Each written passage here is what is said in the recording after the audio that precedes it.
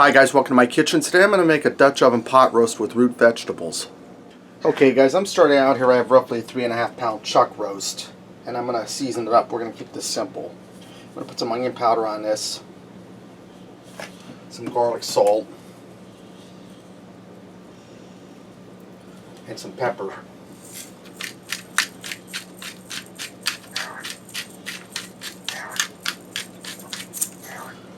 Just going to pat that in quick, and I'm going to turn it over and season the other side, guys. Get my hand to wipe here. Onion powder.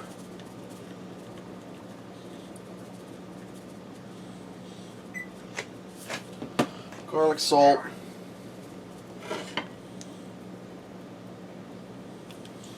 Pepper.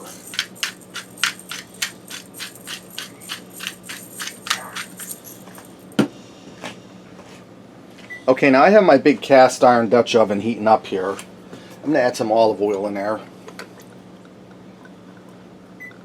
And I got this Dutch oven here at Walmart probably about 4 years ago. It was on clearance. I think it was going for like $15 or $20. It was a really good deal. I haven't used it much, as you can see. Now I'm going to get my chuck roast in here and I'm going to brown it on all sides, get a nice crust on it.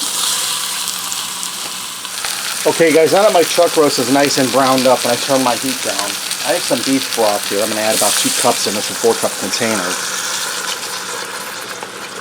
And it's going to do a couple of things. It's going to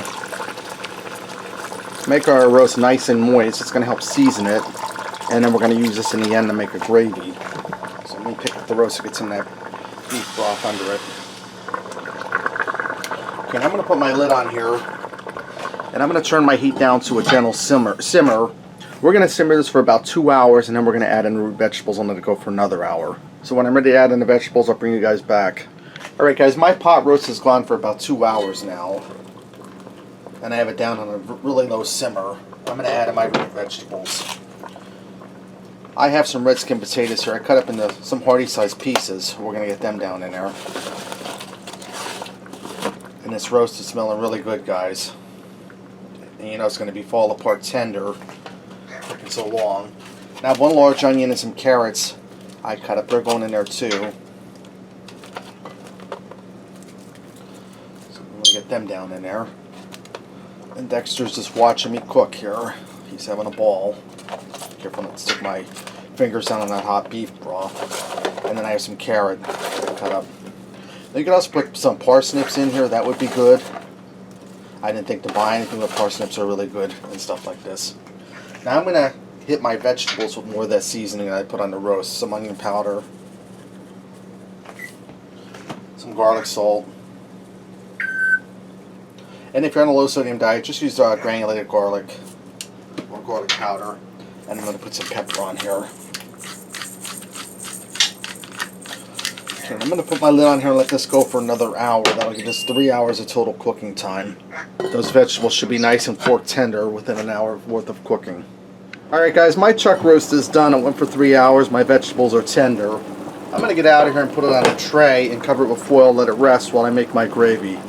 Alright guys, I'm not going to use a knife to cut my roast. We're going to use a fork. See all the vegetables I got here?